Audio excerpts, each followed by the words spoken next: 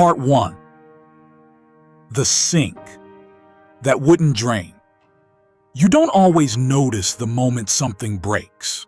Sometimes it's not a scream, not a slammed door, not even tears. Sometimes it's just the sink, or more precisely, the way the water won't go down. It had been like that for a week now, a slow drain, nothing dramatic, just enough to be annoying. Eli stood there, staring at the soapy water swirling around the bottom of the sink bowl. He could see his reflection warped in it, wavy and distorted, like he was underwater too. He hated how long it took for things to clear out. He hated how the dishes kept piling up because he didn't want to deal with it. But mostly, he hated how the sink made him feel like a failure. Because the truth was, Eli used to fix things. He used to be the guy who showed up with a toolbox before you even finished saying the word leak. He liked being useful. It made him feel like he mattered.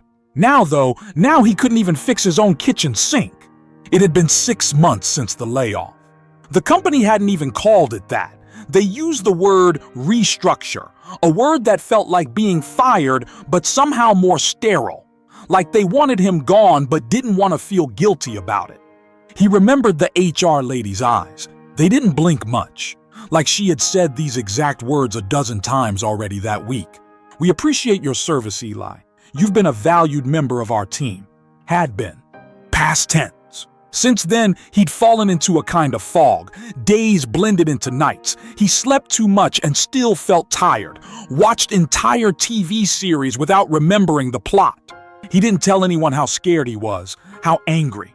Not the loud shouting kind of anger, but the dull, low-grade kind, like static electricity under the skin. He snapped at the smallest things, someone cutting him off in traffic, the neighbor's dog barking too long, a fork falling off the counter, and then shame.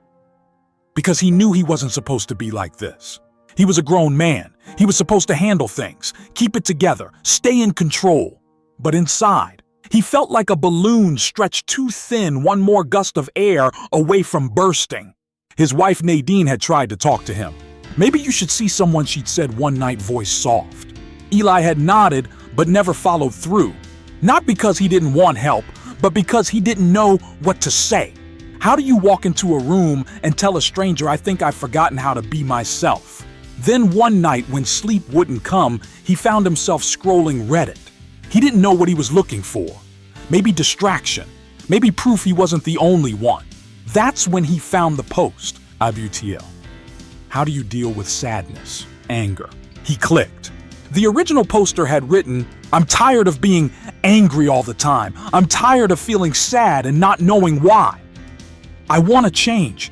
I want to learn how people deal with these feelings in a healthy way, because right now I don't think I am." It stopped Eli cold. Not because it was profound, but because it sounded like him. Like someone had taken his unspoken thoughts and typed them out for the world to see. He kept reading, comment after comment, people from all over sharing what had helped them. Some talked about journaling. Some swore by breathing techniques, meditation apps, going for long walks. One person said they started cooking because it gave them something to control when everything else felt chaotic. But the one that stuck with Eli was short. Just 2 sentences. You don't have to fix everything right now. Sometimes the healing starts when you just admit that you're hurting. That one made him stop, stare at the screen. And something deep inside him, a tension he didn't know he was holding, softened just a little. The next morning, Eli got up early. He stood in front of the bathroom mirror, toothbrush in hand. His face looked older than he remembered. Not because of age exactly, but like it had been weathered. By silence. By pretending. He looked himself in the eye and whispered, barely loud enough to hear, "I'm not okay." It was terrifying and freeing, because for the first time in a long while, he wasn't trying to perform strength. He was just being honest. That same morning, he pulled up a list of local therapists. It took him 45 minutes to actually hit book appointment. His hands were shaking the whole time, but he did it. And somehow just doing it, just taking that one step felt like oxygen, like the first deep breath after holding it for months. The sink. It was still clogged. He hadn't fixed it yet, but he cleaned the dishes that day anyway. stacked them neatly to the side, let the water drain on its own time. It was a small act, but in that quiet kitchen, with sunlight pushing through half-open blinds, it felt like the beginning of something. Not a solution, but a turning. He still didn't have all the answers. Still woke up some mornings feeling like a fog was sitting on his chest. Still struggled with anger that came out sideways, sarcasm, withdrawal, gritted teeth. But now he was trying. Now he wasn't hiding. And maybe, just maybe, that was enough for today. Part 2. The shape of silence. There are certain things men are taught not to feel. And if they do feel them, they're taught not to show it. Sadness gets relabeled as tired. Anger gets swallowed as stress. Fear gets packed down so deep it mutates into sarcasm or worse, indifference. Eli had learned this early. His father wasn't cruel. He just didn't know what softness was supposed to look like. He taught Eli how to mow the lawn, change a tire, throw a punch. But not once did he ever say, "It's okay to cry," or "You don't have to carry everything alone." So Eli grew up mistaking silence for strength. He didn't realize how much that silence shaped him, until he found himself sitting in a therapy office, fidgeting with the hem of his sleeve, wondering what the hell he was supposed to say. The room was quiet, neutral. Bookshelves, soft lighting, a box of tissues he swore he wouldn't need. His therapist, Claire, waited. Not impatiently, just open. Eli cleared his throat. And for the first time in years, he said something true. "I don't know what I'm doing anymore." That sentence unraveled everything. He talked more than he expected. About the layoff, about feeling useless, about how he snapped at his wife over a towel on the floor and hated himself for it. He admitted he didn't feel like a man lately. Didn't feel like anything, really. Claire didn't interrupt, didn't fix. Just asked gently, what would it look like if you forgave yourself for not being okay? Eli stared at her, like she'd just spoken a language he never learned. That question stuck with him all week. He carried it through grocery aisles and traffic and line at the pharmacy. What would it look like to forgive himself? It would mean letting go of the idea that he had to be invincible. That emotion made him weak. That not knowing the next step meant failure. And maybe, just maybe, it would mean learning to be human before trying to be strong. But letting go of shame isn't a one-time act. It's 1,000 quiet decisions. Like choosing not to berate yourself when you sleep in too long, or not flinching when someone asks, "What do you do?" and you don't have a title to give them anymore. It's the decision to stay in the discomfort, to feel it fully, to breathe through it instead of bypassing it with busyness or blame. That's what Eli was learning. Pain doesn't need to be fixed, it needs to be heard.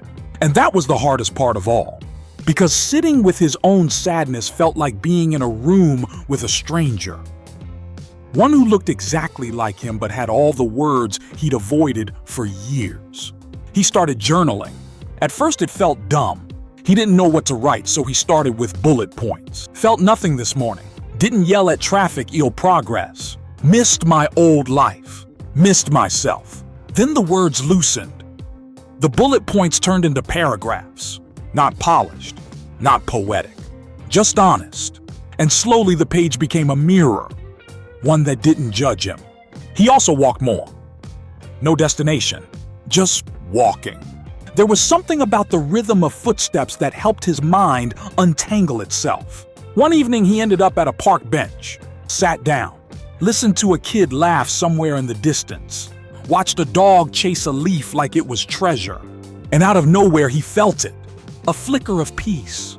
Not joy, not yet, but something quieter. The absence of ache, just for a moment. He told Claire about it during their next session. That feeling, like things didn't hurt for a second, he said. Is that normal? Claire smiled, eyes kind.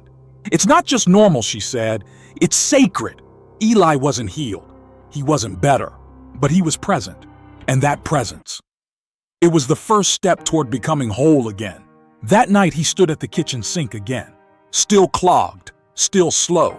But instead of feeling defeated, he rolled up his sleeves, took the drain apart, cleaned it out. It was messy, gross, took longer than it should have. But when the water finally swirled down, he smiled. Not because the sink was fixed, but because he had stayed. He had shown up for it, like he was learning to show up for himself. The next day, he wrote one sentence at the top of his journal. Maybe healing doesn't look like becoming someone new. Maybe it just means remembering who I was before the world told me to forget. And for the first time in months, Eli didn't dread waking up, because now the story wasn't over. Now it was just beginning. Part 3. What we don't say out loud. There are conversations that weigh more than silence. They sit between two people thick and invisible. Not screaming, not pleading, just waiting. Eli had been avoiding one of those conversations for months. And her name was Nadine. She had been patient. Too patient, maybe. The kind of patience that looks like strength from the outside, but underneath, it's a kind of holding your breath love. A waiting that slowly erodes the soul. Eli knew it. Knew how she tiptoed around him lately, how her hugs were shorter, how her voice carried a layer of quiet worry like she was always scanning for signs that he might fracture again. He hated it, not her, but the version of himself he had become in her presence. There's a peculiar kind of grief that comes from watching yourself fade in someone else's eyes. He wasn't sure when it started, the distance, the turning inward. Maybe it was the day she found him staring blankly at a spreadsheet on his computer hours after he'd already been let go. Or maybe it was the way he stopped asking her about her day. Little things, invisibly sharp. They add up. It wasn't that they were fighting. That would have been easier. At least then the tension would have had shape. No, this was worse. This was the erosion of the in-between. They still cooked together, still watched Netflix. But the laughter didn't land the same. The silences stretched longer. And when she kissed his cheek at night, it felt more like ritual than intimacy. That morning, she stood at the counter making coffee. Her robe tied tight hair messy in the way he used to adore. Eli watched her and realized he didn't know how to start, how to open the door back to her. But he also knew if he didn't, the door would close on its own. So he tried. Small, awkward, honest. Nadine, I've been afraid to talk to you. She paused, didn't turn around yet. I know, she said softly. And in those two words, he heard it. She'd known for a while. She'd just been waiting for him to come back. They sat down on the couch with their coffee, but the mug stayed untouched. Eli stared at his hands. They said it wasn't personal. He began. When they let me go. She nodded, letting him speak. But it felt personal, like they ripped a piece of who I was out of me. And I didn't know how to tell you that, because I didn't want you to think I was weak. Nadine's eyes filled not with tears, but with recognition. You think I've been waiting for you to be strong again, she said. He looked up. Isn't that what you need? She shook her head. I've been waiting for you to let me in. That's all I ever needed. It hit him harder than he expected. Not because it was dramatic, but because it was simple. All this time, he thought love meant protecting her from his chaos. But maybe real love, real partnership meant inviting her into it. Not making her fix it, not dumping it on her, but letting her see it, letting her see him. They talked for hours about things they'd shelved for too long, about the miscarriage 2 years ago that they never fully grieved together, about how Eli's silence made her feel invisible, about how Nadine didn't want to walk on eggshells in her own marriage, and about how neither of them wanted to keep pretending. That night, they didn't solve everything. They didn't need to. But when Nadine reached for his hand under the covers and he held it like it was something sacred, Eli realized something. You can rebuild a house one brick at a time, but to rebuild trust, you start with breath, with honesty, with choosing each other again, even when it would be easier to withdraw. Later in therapy, Claire asked him how the conversation had gone. Eli hesitated, then smiled. It didn't fix us, he said, but I think it found us again. Claire nodded. Sometimes the healing isn't in what gets said, she replied. It's in the willingness to say anything at all. There would be more work to do, more hard talks, more moments of discomfort. But for the first time, Eli wasn't afraid of them, because now he knew avoidance doesn't protect love. Vulnerability does. He started writing letters in his journal, not to himself this time. To the people he'd pushed away in his fog, to his father who never learned how to speak softness, to the friend he hadn't called in months, to the version of himself that had survived so much without ever asking for applause. And in those letters he discovered a voice he thought he'd lost, gentle, brave, true. One night while finishing a letter he would never send, he wrote, "I am learning to love myself even when I am not impressive." He closed the journal, breathed deep, and realized that was the bravest thing he'd written yet. The next morning he fixed the front door lock, not because it was urgent, but because it had been broken for weeks. And now he wanted his home to feel safe again. For Nadine, for himself, for the man he was becoming. And in the quiet click of the lock sliding into place, there was peace. Part 4. The quiet weight of not being enough. There's a kind of grief that doesn't come from losing something, but from feeling like you never really had it to begin with. For Eli, it started the day he ran into an old co-worker at the grocery store. Jason. Loud, confident, still in sales, still wearing a Bluetooth earpiece like it was part of his skin. They hadn't seen each other since the layoff. Jason grinned. "Man, haven't seen you in forever. You back on the horse yet?" The question wasn't cruel, just casual. Just the way men talk when they're measuring without meaning to. Eli faked a smile. "Still figuring things out," he said, reaching for a bag of spinach he didn't even want. Jason nodded, already scanning the next aisle like he had a meeting to be late to. "Well, hey, let's grab beers soon, yeah." But the tone said otherwise. It was code for, "I don't really know what to do with you now that you're not useful to me professionally." Eli walked home without buying anything. The silence in his chest was deafening. He wasn't angry at Jason. He was angry at the world they both belonged to. A world where your worth was currency. Where being in transition meant you were falling behind. Where healing was considered a luxury, something you did after the workday if there was time left. And Eli had all the time now, but none of the dignity. That night he stared at a blank screen. He had opened LinkedIn again. God, he hated LinkedIn. Every headline felt like a performance. Thrilled to announce my new role at... After much reflection, I'm stepping into the next chapter. Grateful for my incredible team. He scrolled past them like a man walking through a museum of people who hadn't fallen. And then he clicked on his own profile. It still said Senior Account Manager. That person felt like a ghost now. He hovered over the edit button, then closed the laptop. What do you call yourself when you're not sure what you're becoming? There's no drop-down title for rebuilding, no field for learning how to not hate myself. The next day, Eli brought it up in therapy. "I feel like a fraud," he said.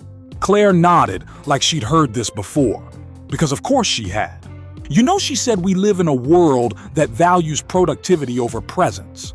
Most people don't even realize how deeply they've internalized the idea that their value is tied to output. He let that sit. Then added, "It's hard to feel worthy when you don't feel useful." Claire smiled, not dismissive, but warm. "Maybe it's not about being useful," she said. "Maybe it's about being real." He didn't know how to be real yet, not fully, but he started small. He deleted LinkedIn from his phone, not because he was giving up, but because he was tired of watching everyone else win on a stage he wasn't ready to step back onto. Instead, he went back to something he hadn't done in years: woodworking. There was an old shed in the backyard. He used to call it his space before life got loud. He cleaned it out, cleared the cobwebs, ordered a new set of chisels, bought wood that smelled like childhood memories and possibility, and he started making something. Not for profit, not for posts, just a bench. A simple, solid bench. His hands remembered what his mind had forgotten. That creation can be prayer. That shaping something with care can be a kind of therapy that doesn't need words. Every day for a few hours, he let himself disappear into grain, into glue, into sanding imperfections away. And for those few hours, he didn't think about his resume. He thought about balance, weight, joinery. And for the first time in a long while, he felt connected. Nadine noticed the change. He spoke more, slept better, smiled not performatively, but like his face remembered how. One evening she walked into the shed and sat beside him as he varnished the bench. "It's beautiful," she whispered. Eli looked at the wood, then at her, and said the most honest thing he could find. "I forgot I could still make something beautiful." They sat in silence, varnish drying. And Eli realized maybe this version of him quiet, uncertain healing wasn't less. Maybe it was more present, more awake, more whole. But just as he was settling into this new rhythm, the phone rang. It was his mother. And what she said cracked something open. "Your father's had a fall. He's in the hospital. They don't know yet if it's serious." Eli froze, not because of fear, but because there were years of unspoken things buried in that sentence. He hadn't talked to his father in months, not since the layoff, not since the awkward birthday call where neither of them knew how to ask if the other was okay. His father wasn't cruel, just hard, just old-fashioned, just a man who had built his whole identity around control, strength, silence. And now he was vulnerable, and Eli didn't know what to do with that. That night he sat on the finished bench, the wood cool beneath him, and he asked himself the question he had been avoiding for years. Can I forgive the man who taught me to be silent for never teaching me how to speak? He didn't have the answer yet, but he knew this. He would get on the next flight, not to fix anything, not to confront, but to show up. Because sometimes healing doesn't begin in words, it begins in presence, in saying, "I am here," even if I don't know what to say, even if it still hurts, even if it's messy, I am here. And as the plane ticket loaded on his screen and the hospital's address filled in on Google Maps, he felt it again. Not peace, not clarity, but courage. The kind that shakes in your hands. The kind that matters. Part 5: the things we carry home. Hospitals have a kind of silence that isn't peaceful. It's clinical, sterile, like the air has been scrubbed of meaning. Eli stood at the end of the hallway clutching a paper cup of bitter coffee. His father was just down the corridor. Alive, awake, bruised but whole. It wasn't the emergency they'd feared, but it was a crack in the armor, a glimpse into the man behind the myth. When he walked into the room, his father looked up with tired eyes. "Didn't expect you to come," he said. No smile, no warmth, just honesty, like gravel in the mouth. "I didn't expect me either," Eli replied, pulling the chair closer. They didn't hug, didn't reach for each other, but something softer passed between them. An understanding, like two men standing on opposite cliffs, finally acknowledging the distance between them. They talked about nothing for a while. Football, the weather, a neighbor's ridiculous mailbox, and then quiet, until his father cleared his throat. "You still looking for work?" Eli hesitated, then said, "Not really. I've been slowing down, trying to figure out what actually matters." His father looked away, jaw tight. Eli braced for judgment, but instead, a quiet nod, and a sentence that surprised them both. "That's probably smart. Life's too damn fast." That night in the hospital parking lot, Eli cried in the car. Not loud, not messy, just quiet tears for all the years they hadn't said these things, for the weight of generational silence, for the boy who never learned how to soften, and the man who was learning now too late to go back, but just in time to move forward. He stayed for 3 days, made soup, helped with meds, watched old black and white movies with the volume low. And on the last night, his father said something Eli would carry forever. "You remind me of your mother." Eli blinked. She'd been gone over a decade. His father continued. "She always felt everything so damn much, I didn't know what to do with that. Still don't." A pause. "But I think I see the strength in it now. Maybe I just didn't have it myself." When Eli flew home, it wasn't with answers, but with pieces. A few cracked but honest conversations, a few moments of unexpected warmth, a few echoes of something that could become forgiveness someday. And that was enough. Back in his shed, the bench waited. He sat on it, hands open, and realized healing isn't a destination. It's a rhythm, a way of living, a decision you keep making, to stay gentle in a world that keeps telling you to harden, to pause when everything screams hurry, to speak when silence becomes a prison, to feel even when it costs you comfort. Eli started writing again. Not resumes, not productivity hacks, just stories. About men who cry, about fathers who learn late, about anger that softens, about sadness that speaks. One day he posted one of those stories online. No hashtags, no strategy. Just, "I'm learning to be softer. If you are too, you're not alone." And the comments came one by one. Same. "Thank you for saying this. I didn't know I needed this." Eli smiled. Not because he'd gone viral, but because the quiet thing inside him, the part that used to hide, had become a lighthouse. For someone. Somewhere. If you had asked him a year ago what healing looked like, he might have said, "Getting better." Now, he'd say, "Letting myself be loved even when I don't feel lovable." Choosing presence over perfection, being honest about the ache even when it makes others uncomfortable. And if you had asked him what he was most proud of, he wouldn't mention jobs or titles or things he'd built. He'd point to a small bench, worn smooth at the edges, stained with coffee rings and tear tracks. And he'd say, "That's where I remembered who I was." So if you're reading this, if you're angry or sad or just tired of holding it all in, here's what Eli would want you to know. You don't have to be useful to be worthy.